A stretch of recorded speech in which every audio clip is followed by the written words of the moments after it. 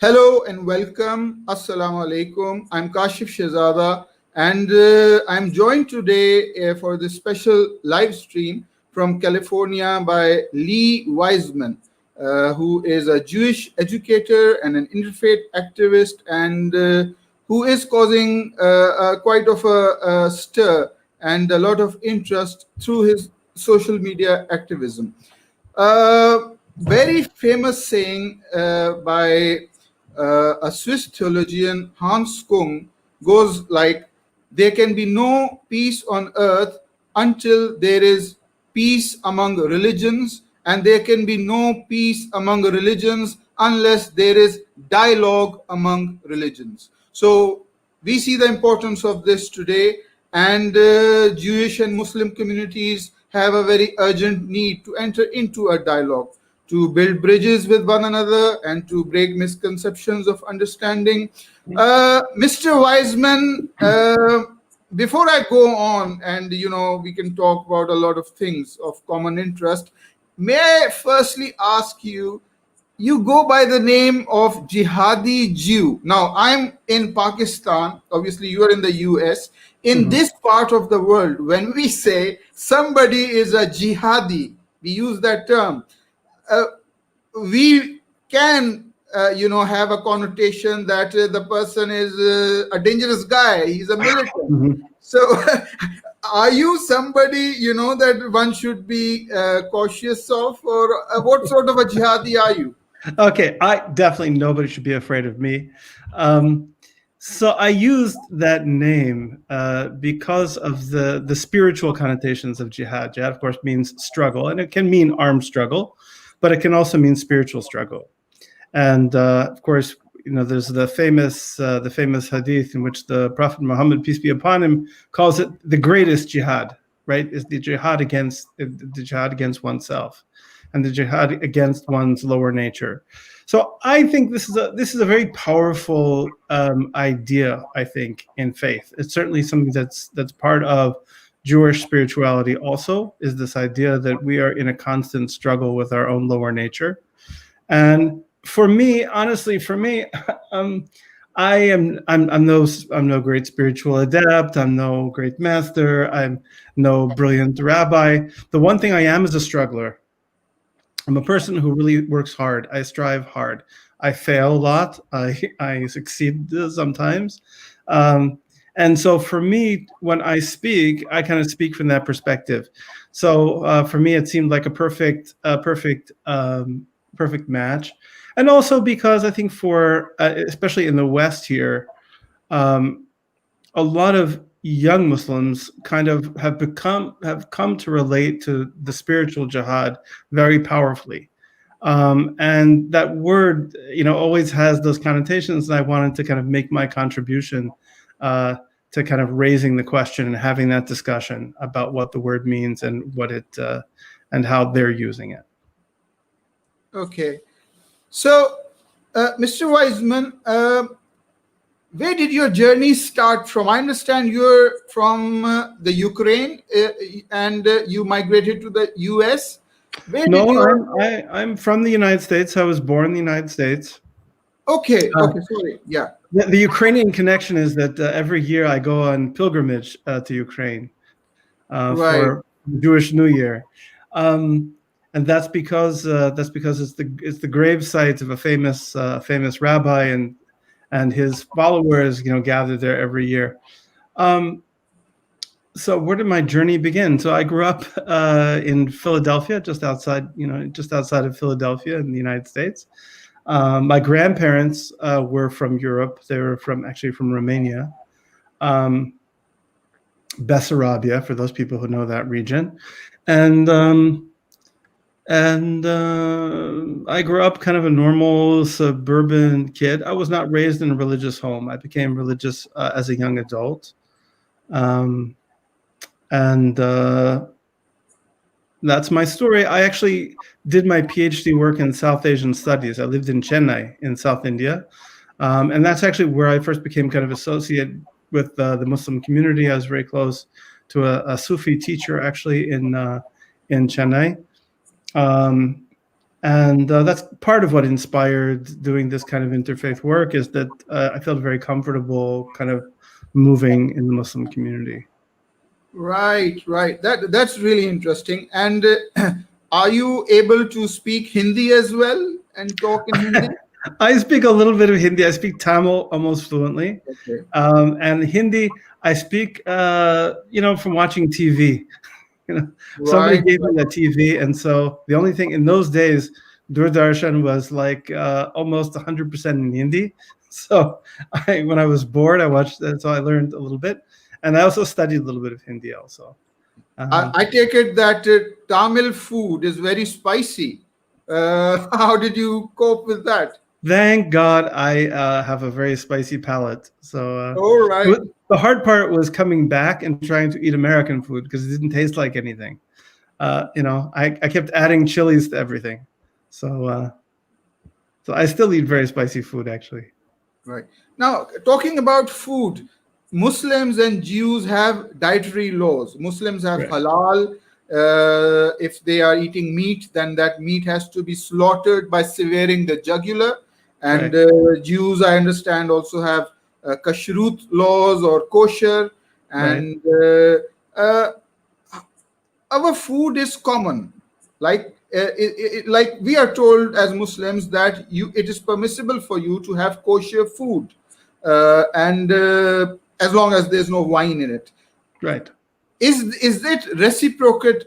Is this the same in Judaism? Do Jews consume halal food as well? I wish it would make life much easier, but no.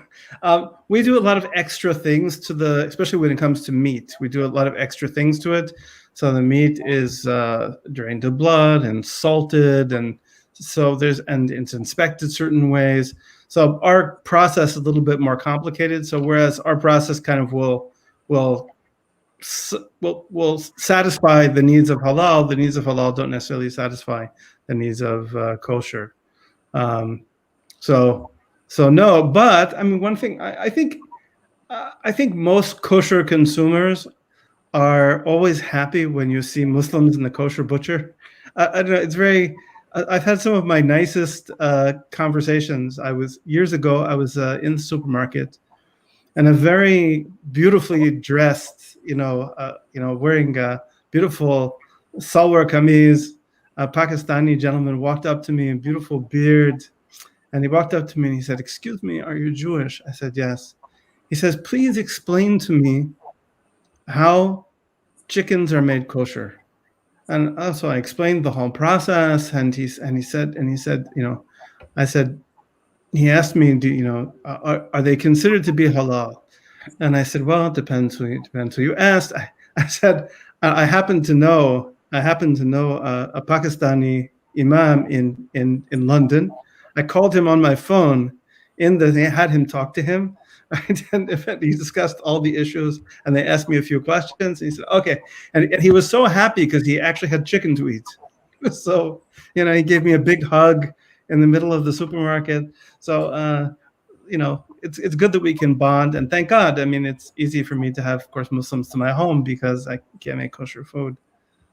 And is vegetarian food, like the food that Hindus would eat, meat-free food, having no meat, is that also kosher? Can you have vegetarian food by without? definition? So anything that would be truly, truly vegetarian, right? And it was cooked in pots and pans that are only used for vegetarian food would be kosher. But of course, you'd want to be sure that that's the case, that the pots were never used for meat or whatever. So the answer is a qualified yes. A qualified yes. So if we are inviting Jewish friends and we serve vegetarian meals, then that is okay, right? Well, that's complicated because food that is cooked in pots that were used to cook non-kosher food before, right, would be considered not kosher. So if you were using new vessels or something like that, maybe. But actually, if anybody who wants to do this, if you want to invite Jewish people to your home, all you have to do is message me, and I will give you the exact recipe how to do this. Now, I've done this for many people, like say, okay, they have a religious Jewish friend, they want to have them over. How do you do it? And I can describe exactly how to do it. And I was very happy to have a friend who's... Actually, you are a person of immense value, let me tell you, and let me share an experience of mine. I was once involved in a conference in Hungary, Eastern Europe. It was an interfaith conference, and we had people from multi-faith backgrounds. The catering for that was given to a local Hungarian company, and there were issues from the participants. A lot of people raised exactly the same point that you have, that we don't want vessels which have meat in it. And there was a keynote speaker. I wonder if you know him, Swami Agnivesh. Swami Agnivesh was an Indian a spiritual leader, socio-political leader of sort, and he had a bit of a tiff. I was there with the organizers, and he said, that we need food according to our dietary needs and in a method that we have prepared. So I learned a lot from that experience, that especially when you are living in a multicultural society and you're having friends come over, then you need to have that expertise, that interfaith expertise, whereby at least something as basic as catering can be organized properly. And we need to know, how to go about it. And there are no incidents and issues around that. So how do you see that as a Jew growing up in the United States? Do you feel that the US incorporates the faith needs of various diverse communities, or are there any issues there?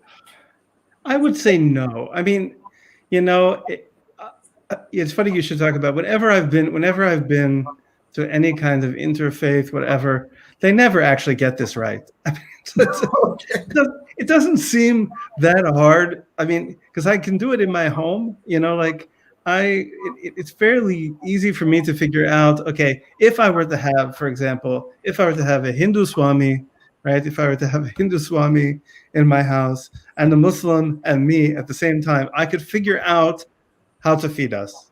Okay, I could figure out how to cover everybody's rules. It's not that hard. Okay, it's a stretch. Okay, if you add gluten-free and other things to that becomes more hard. But okay, I can handle it.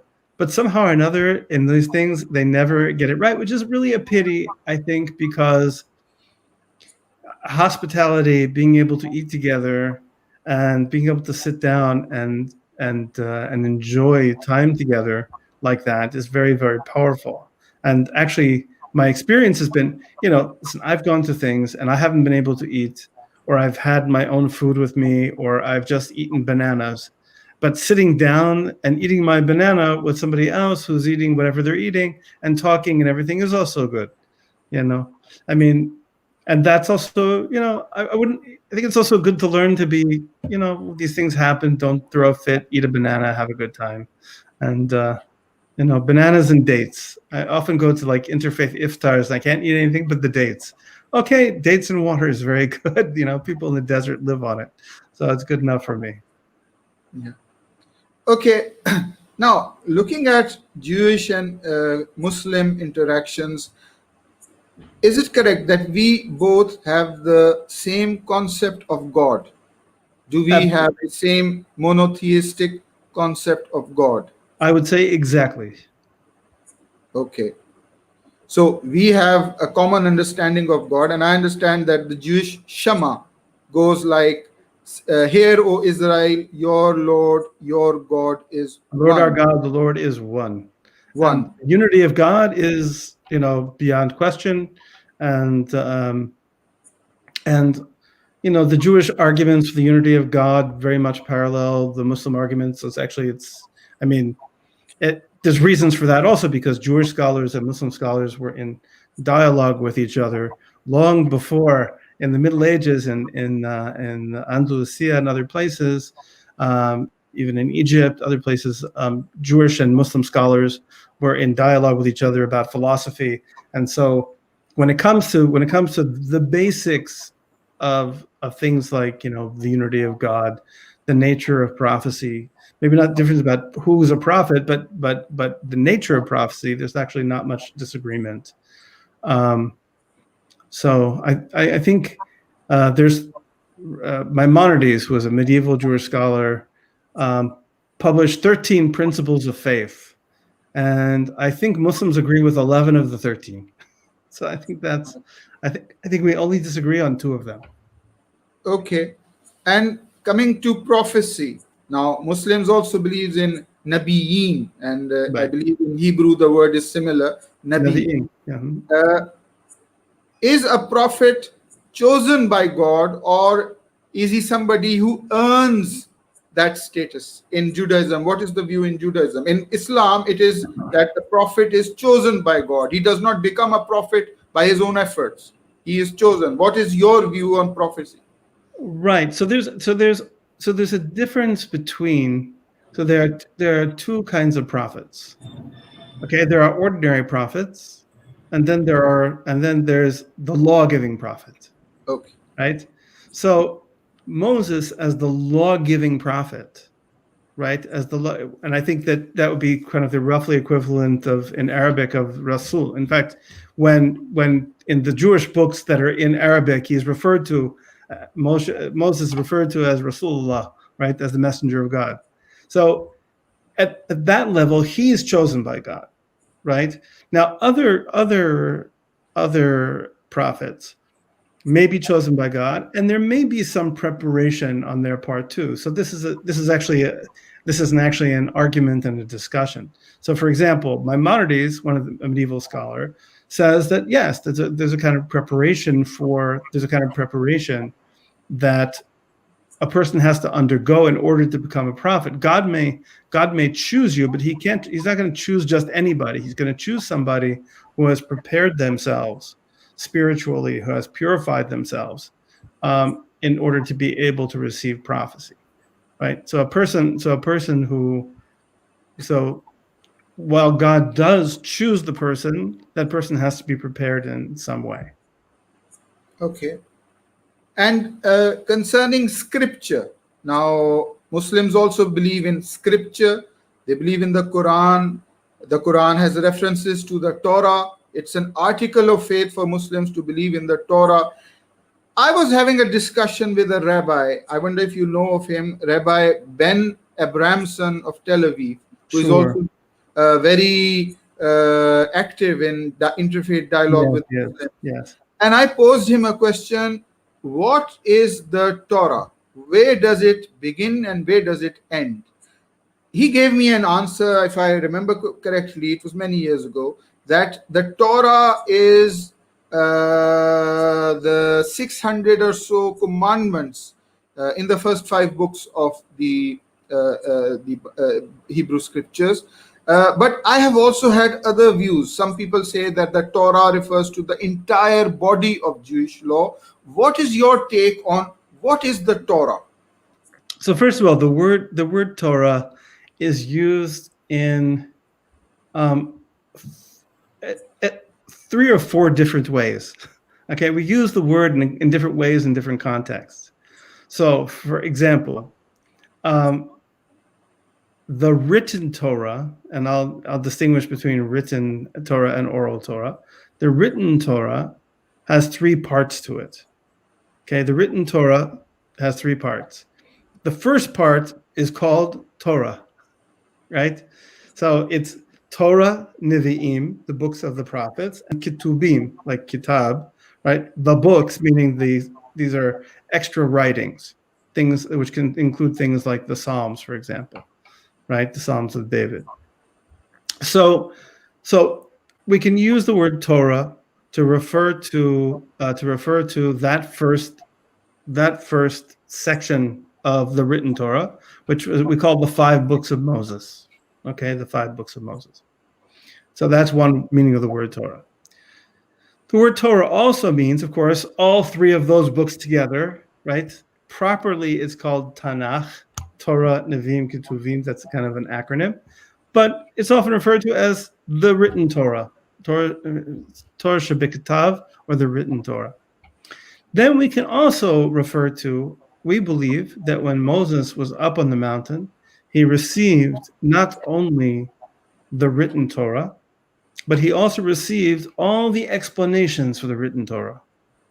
And those explanations were revealed to him orally, so to speak, whatever that means for God to be talking to him, and was then communicated to his disciple Yehoshua, who communicated to his disciples, communicated and so forth, all the way down the line to us.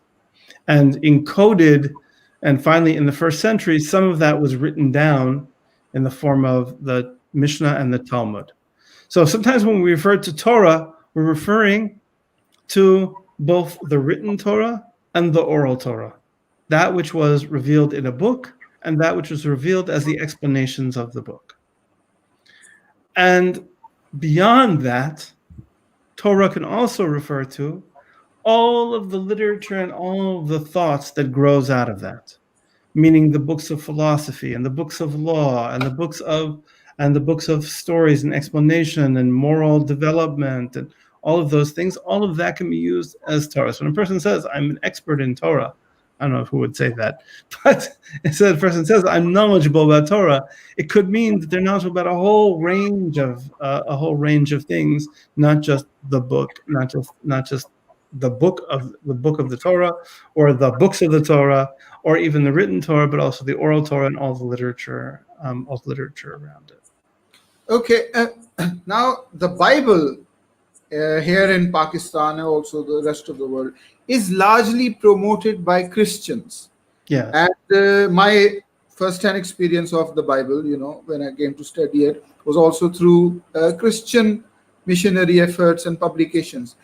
The Christians refer to the Bible and they bifurcate it in two parts. The first part, they use the term the Old Testament, and the latter part, the Christian scriptures, are the New Testament.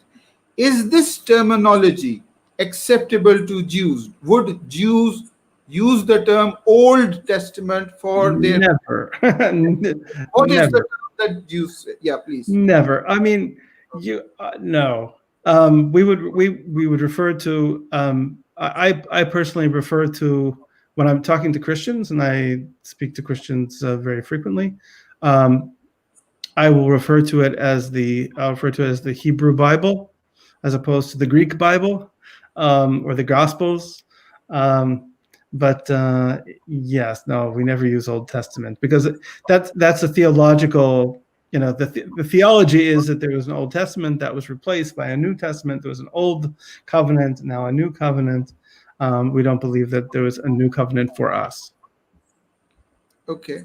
Another term that lately I have discovered is, perhaps I should not be using it, and I have in the past due to my ignorance, is the term, a phrase that is lumped together, the Judeo-Christian tradition. So yeah. I wonder, should we be using this phrase, or as a Jew, how do you feel about it? I'm not a big fan. Okay. I'm not a big fan of that term. First of all, I'm not a big fan of the term because I like to use terms, I like to hear people use terms. I like to use terms myself where I'm pretty sure what the meaning is. And in this case, I'm not really sure what people mean by that. I mean, there is certainly an overlap between Judaism and Christianity. There's also an overlap between Judaism and Islam. The overlap between Judaism and Islam is at least as great as the overlap between Judaism and Christianity. I think probably quite a bit more. Certainly in theology, that's the area where Christianity most diverges, is in theology. But in practice, the idea that Judaism is also a religion of law, like Islam is, and Christianity is not.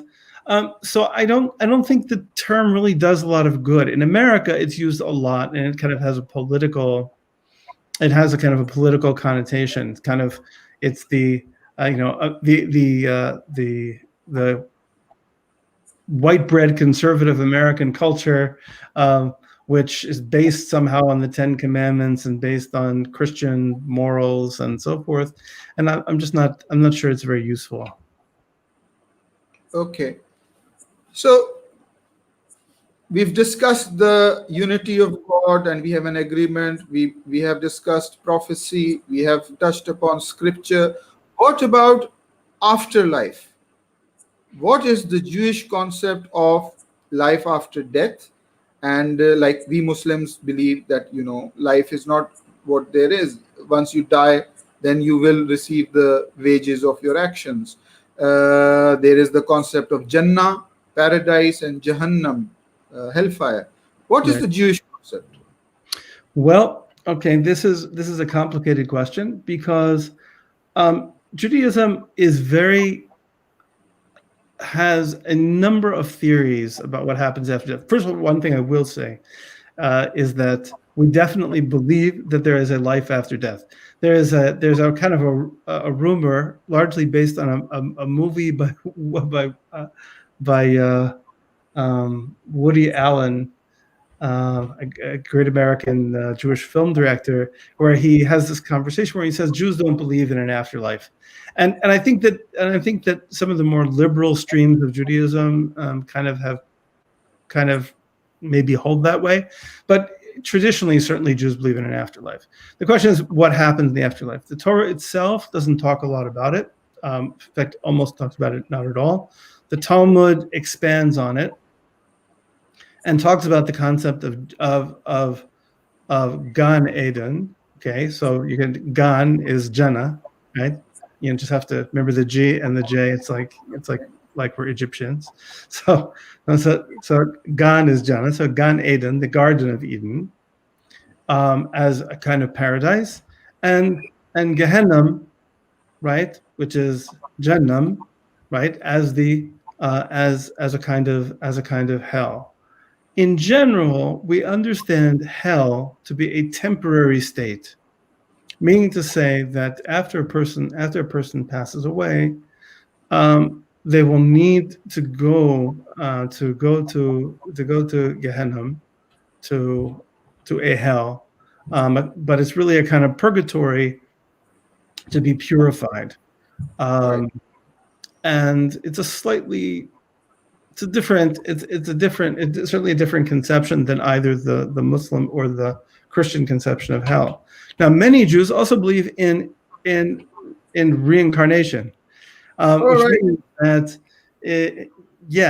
which means that you die, you maybe go to Gehenna for a while, right, and your soul goes to whatever, and then it's reborn into the world. And if you think about it, that's kind of a Gehenna too, right? It's kind of a hell being in this world. You have to suffer and you have to experience things, and that you're in this world in order to perfect yourself, but eventually, right? Eventually, your soul will be resurrected, right? We believe in the resurrection of the dead. That at the end of time, whatever the process is until that end of time, that you will be that the dead will be resurrected, and that the souls will then return to some sort of body.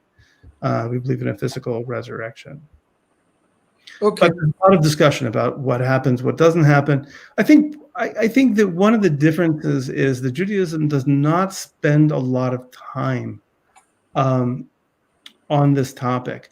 And I'm not exactly sure what the reason for that is. I think it's because you're supposed to be so busy with trying to figure out your duties in this world and doing what you have to do and serving God in this world that, you kind of don't, you're not supposed to be working for the reward or to be living in terror of the punishment. You believe in reward and punishment. We believe in reward and punishment. We believe that our actions are going to have effects, even if it's reincarnation and including some sort of Gehenna, some kind of hell, whatever it is that we're gonna experience.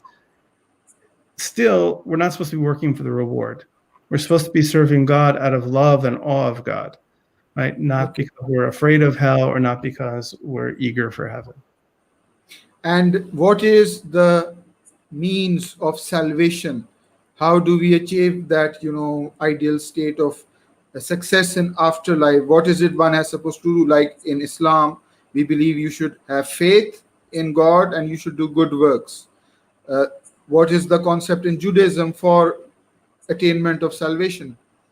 So we believe, as you said, that there are 613 commandments, not all of which apply to everybody, by the way, because some are for men, some are for women, some, there's some are for adults, some are for children. There's different, nobody gets all 613.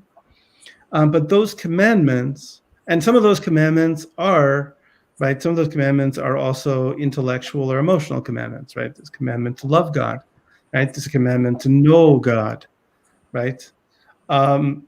So by following those commandments, by pursuing them, by doing them the best of your ability, that's how you attain your salvation. Right. Okay, you briefly touched upon some strands of Judaism. I remember way back in 2002, I was working in Oxford in the United Kingdom for an interfaith organization, and it was IARF. In fact, it's one of the world's oldest interfaith charity. One of the directors, I would say council members of that organization was a Jew from the Reconstructionist tradition. Rabbi, his name was Rabbi Mordechai Liebling. What's the difference? I mean, at that point in time, prior to that, I thought that perhaps all Jews believe in the one and the same thing. But I discovered through him that there is a diversity of, understanding and denominations within Judaism itself. Who are the Reconstructionist Jews, and how do they differ from, say, Orthodox Jews? So back in the 19th century, there was kind of a major split that took place in the Jewish world. There's a movement in Germany called the Reform movement that sought to make a Judaism that was going to be more rational and was going to kind of fit better with a European lifestyle. And they essentially rejected the idea of law. They rejected the idea of a Judaism that's ruled by law, and instead saw it as a kind of a Judaism ruled by faith, and felt that there were certain Jewish practices which kind of made sense in a modern context and others which didn't make sense in a modern context. And they created a kind of more palatable kind of Judaism by kind of separating from this idea of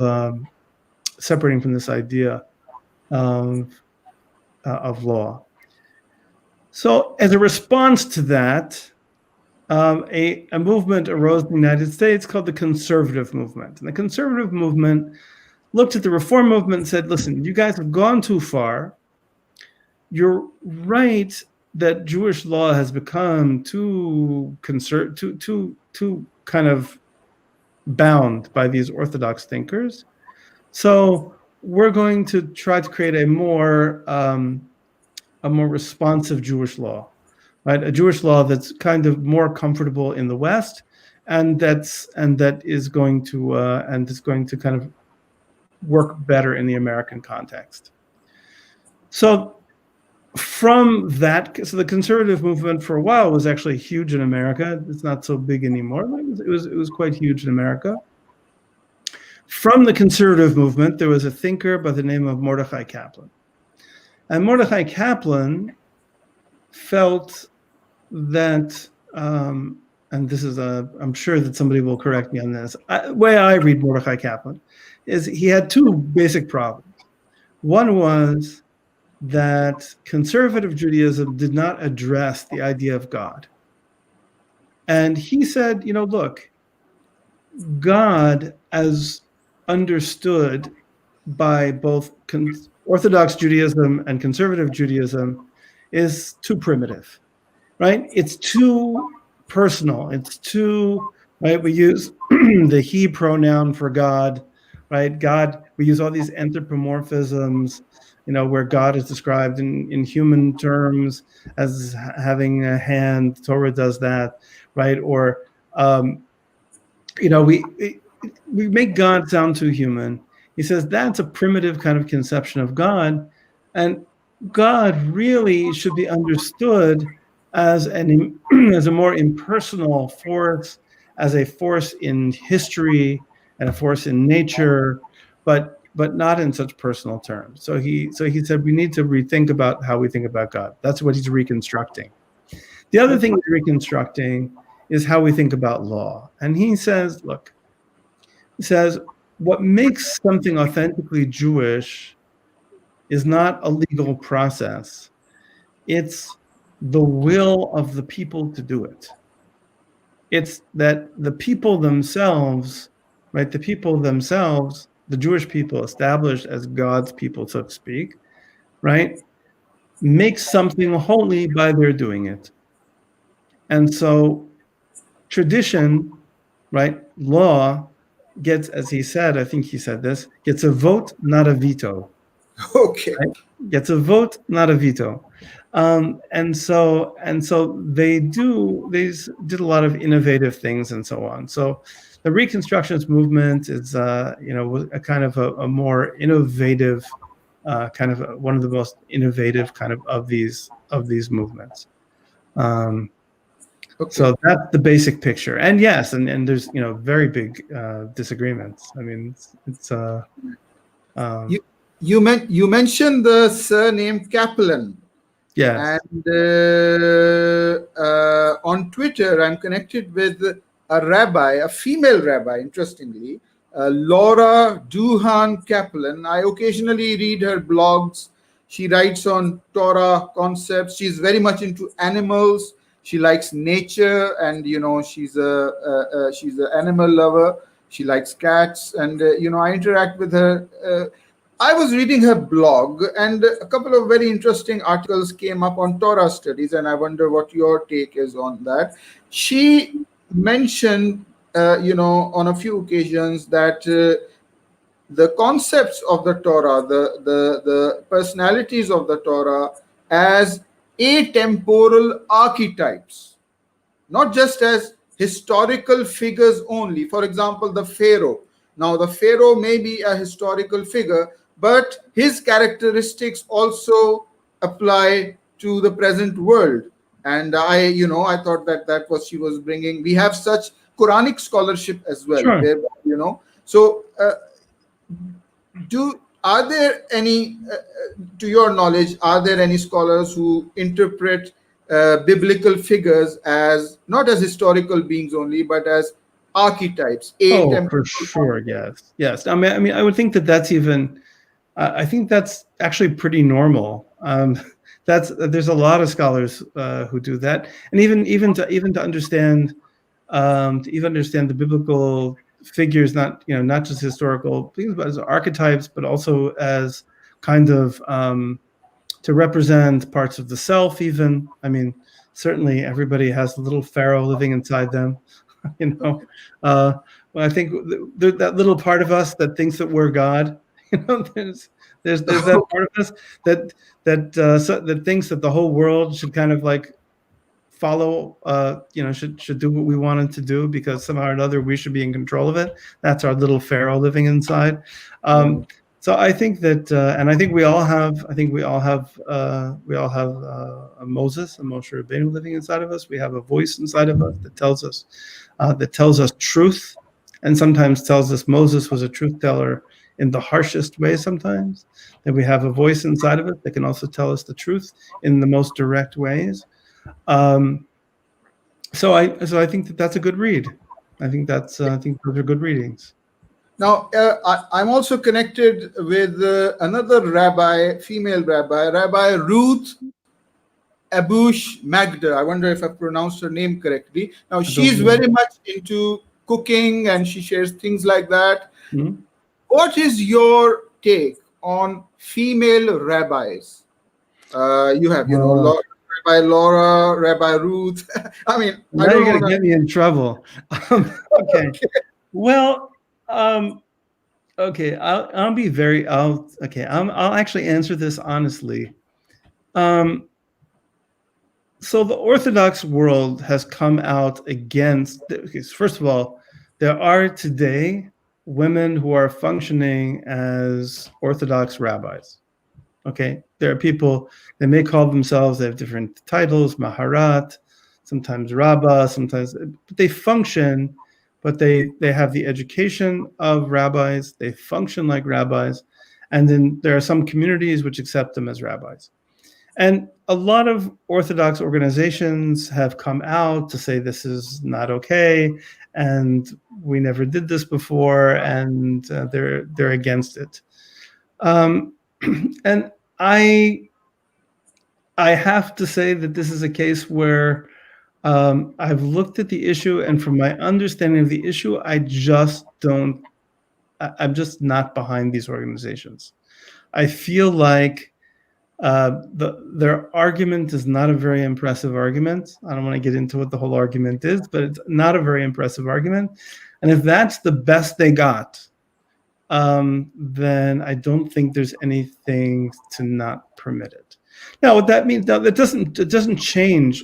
There are parameters in Jewish law about different duties for men and women, and being a rabbi doesn't change that. I mean, in the Orthodox world, being a rabbi doesn't mean you lead prayers all the time, right? A woman may not be able to lead prayers for men. No, I can say I do not believe that women can lead prayers for men. I don't think so, right? So that can't be part of her job, right? That might be part of the job of a male rabbi. It can't be part of a job for a female rabbi to do that. But in terms of making decisions of Jewish law and offering advice and teaching classes and all those things, if what I've seen is the best they've got, then I don't see the reason not to permit it. Okay. In the United States, is there a tradition for educational institutions or universities, colleges to have chaplains? Yes. Chaplaincy. And is there equal representation or substantial multi-faith representation in them? Yeah, so I would say, I mean, the chaplain thing is interesting. I would say because of the structure of Jewish life, I would say most of the chaplains on campuses are probably not Orthodox, and many are women. And although there are Orthodox organizations that kind of have their own centers and their own chaplaincy and things like that. So basically, Orthodox rabbis who function as chaplains. The Chabad movement, for example, they have homes near campuses where students come and congregate and they teach them and so forth. So but yeah, I mean, I think chaplaincy is probably pretty equally distributed, but probably tends to be non-Orthodox. Okay. Okay. I was reading a very interesting book some time back. I have it here with me. A very interesting title: How Jesus Became Christian. Interesting. The early Christians and the transformation of a Jewish teacher into the Son of God by Barry Wilson. Mm-hmm. Now, a very interesting book. And Barry Wilson argues that modern day Christianity is actually something which was started by St. Paul, and it adopts a lot of Hellenic influences. It is not actually the religion taught by Jesus Christ. Jesus had a movement which was a Jewish movement. He was a Torah-abiding teacher of law, and his followers were within Jerusalem, whereas outside of Jerusalem, St. Paul came on the scene and he started a Greek Son of God and Savior sort of a thing. I wonder, are there any Jews who would regard Jesus as a Jewish teacher and somebody as a reformer or a prophet? Is there any accommodation for Jesus amongst some Jews like that? Well, first of all, I have to tell you, I was raised with a little poem Roses are red, violets are bluish. Weren't for Paul, we'd all be Jewish. um, I was raised with that little poem. But that's a very good question. I think that people look. So I think that many Jews, see the issue of Christianity and Jesus and all that as being such a tangent that they're not interested really in investigating it and kind of go with whatever traditions they've kind of been raised with. I think people who are more open certainly have looked at that. I mean, I myself, I'm a volunteer at the Catholic Worker in Orange County. Shout out! I work with homeless people at the Catholic Worker House, Isaiah House in Santa Ana, California, and I actually teach. I don't teach. I facilitate a Torah learning. We're learning the prophet Isaiah actually for Catholics. And it's been very interesting for me to understand, to kind of see Jesus through their eyes, and I've become to appreciate actually the kind of Jewish message of Jesus, and to kind of understand. I think I do understand Jesus a little bit as a kind of a spiritualizing reformer. I think if you get yourself a copy of the red letter edition, right, the edition that highlights all of the words of Jesus, of the Gospels, and you start to read them, you'll see that he often speaks really like a rabbi, and like a rabbi speaks to his disciples. He uses parables, and he uses the kinds of things that rabbis use. And I think that's a very interesting perspective. I think that probably the most impressive moment like that for me is there's a scene in the Gospels where I think they always translate it as lawyer. Right? This guy, some lawyer, walks up to him, and he says, "What does a person have to do to get into heaven?" Yeah. Right? And Jesus says to him, he says, keep the commandments. You have to love the Lord your God with all your heart, with all your, he says to him, he says, they always translate, what does the Gospels tell you? Right? And of course there was no Gospels, so he means the Torah. He says, what does the Torah tell you? And the guy says, love God with all your heart, with all your might, and love your neighbor as yourself. Right? And Jesus goes, yes, that's it. He says, that's it. And of course, he's right. I mean, in the sense that if you were going to summarize the Torah in 2 verses, right? Those are the 2 verses you would choose, right? Those are the 2 verses you would choose. If you're a rabbi and somebody says to you, quickly explain Judaism to me. There's a famous story about this, about Rabbi Hillel who did this, but I might use those 2 verses. So I think that, by the way, for me, that's the Judeo-Christian tradition. If I were going to pin down Judeo-Christian tradition, I would just take those 2 verses. Right. And I'd say, if you want a Judeo, you can forget all the other stuff. Okay, forget all the other stuff. Just stick to that. Okay, love God with all your heart, with all your soul, with all your might. Love your neighbor as yourself. Everything else we can discuss. But if you want to make that our Judeo-Christian tradition, excellent, good. I'm happy with that. You briefly mentioned Woody Allen, filmmaker, very famous guy.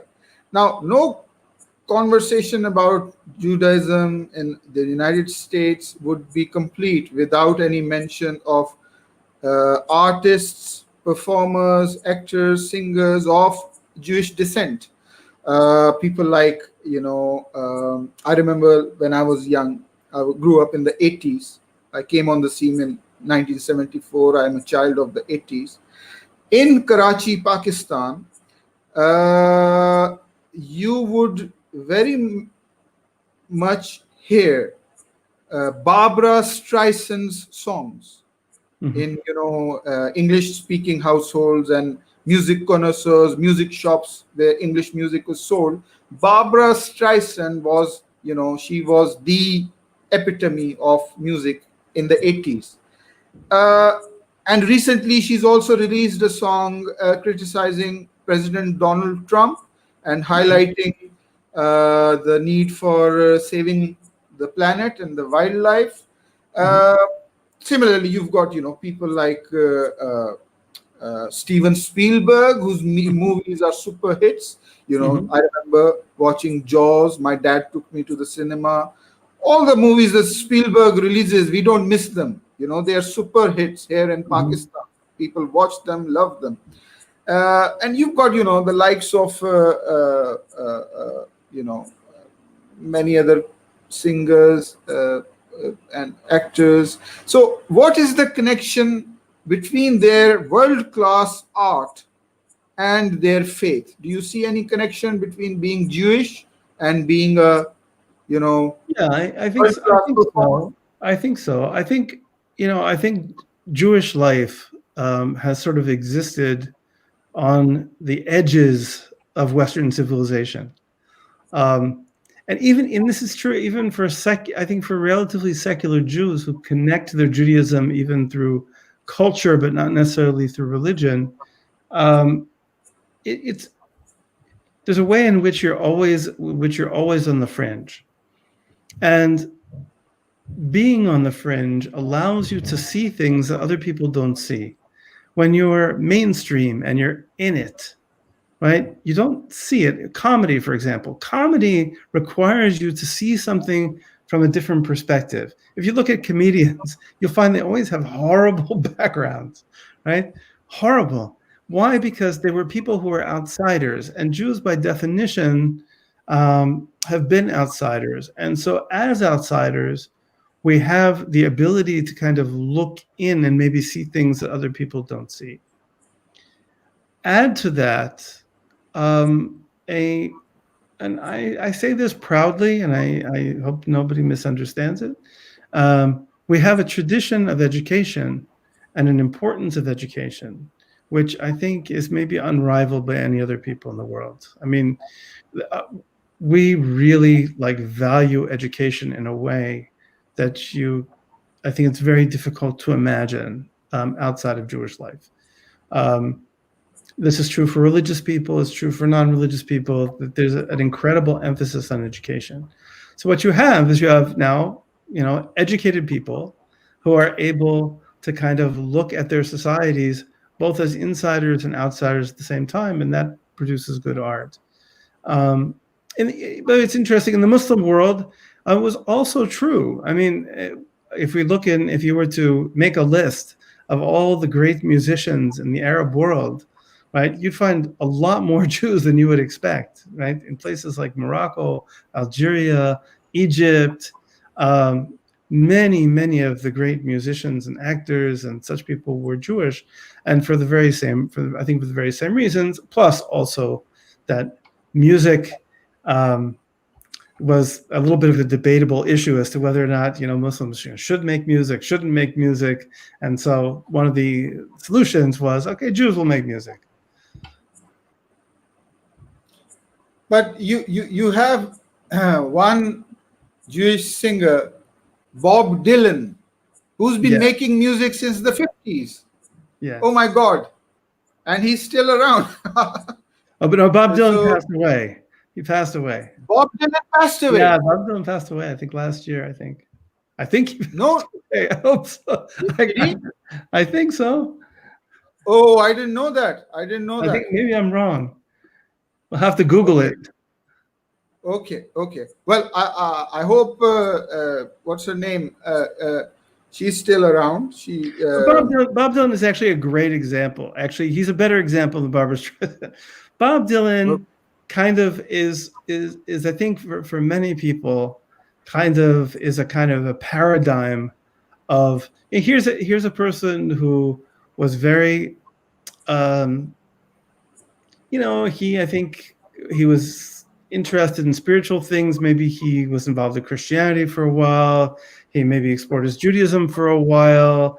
But his ability to kind of look at the world from that outsider perspective is really, I think most Jews identify it as Jewish, right? They would say that there's something very deeply Jewish about his persona and his being, even though there's a guy who's not religious, not culturally Jewish in any way, but there's a Jewish something. A part of it is I would call what I would call a prophetic voice, right?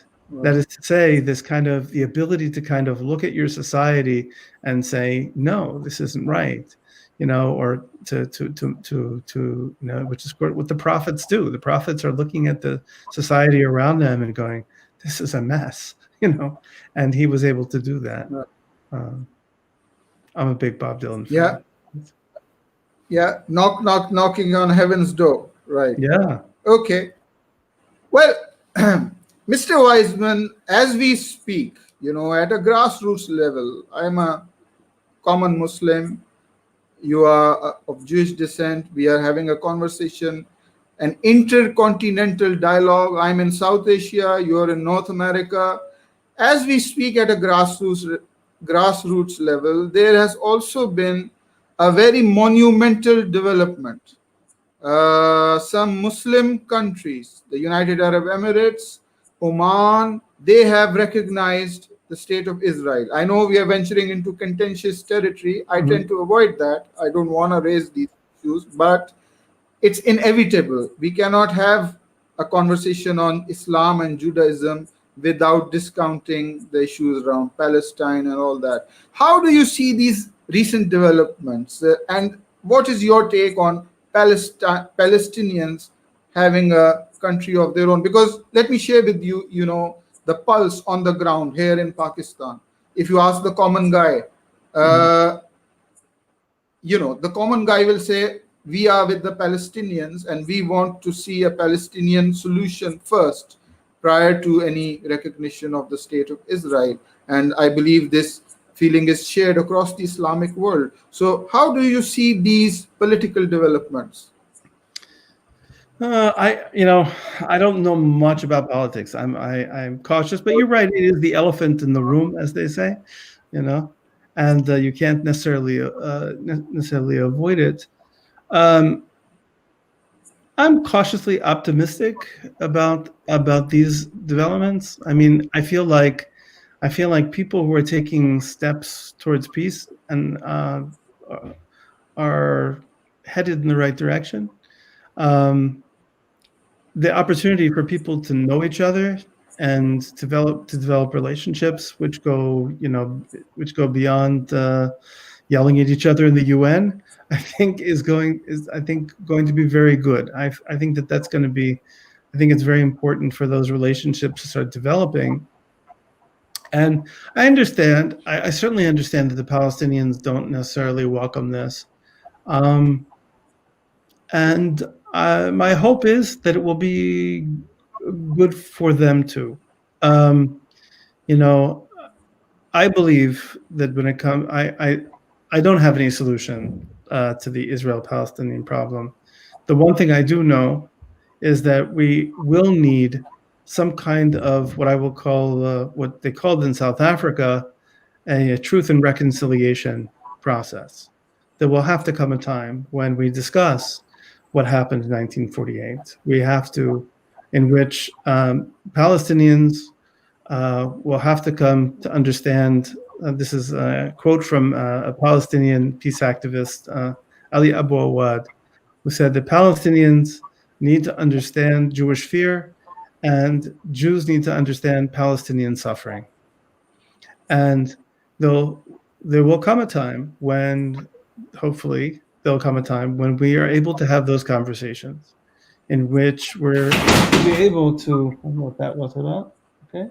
We'll be able to address the wrongs that were done, be able to address the suffering, to be able to, for Palestinians also to understand what the Jewish situation was, and for the voices of, Some of the voices are never heard. The voices of Arab Jews, right? Over 50% of the Jews who live in Israel today are Jews from Arab lands. They're Jews from the Muslim world, who many of whom were driven from their homes, so hopefully all these stories will be told, and everybody will get to hear. And at that point, then we start.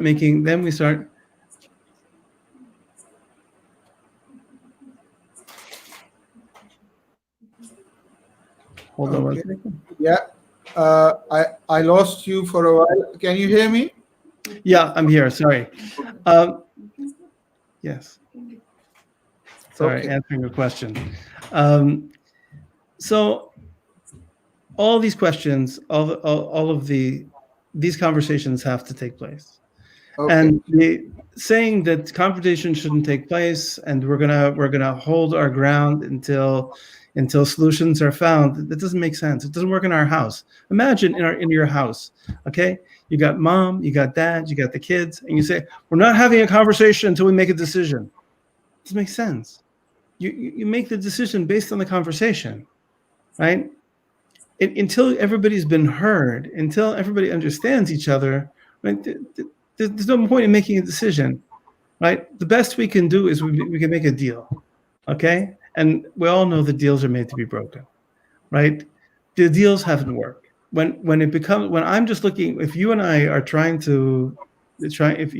negotiating a deal with each other, and we're just looking out for our best interest, I'm looking out for mine, and you're looking out for yours, then nothing that we create is going to be lasting.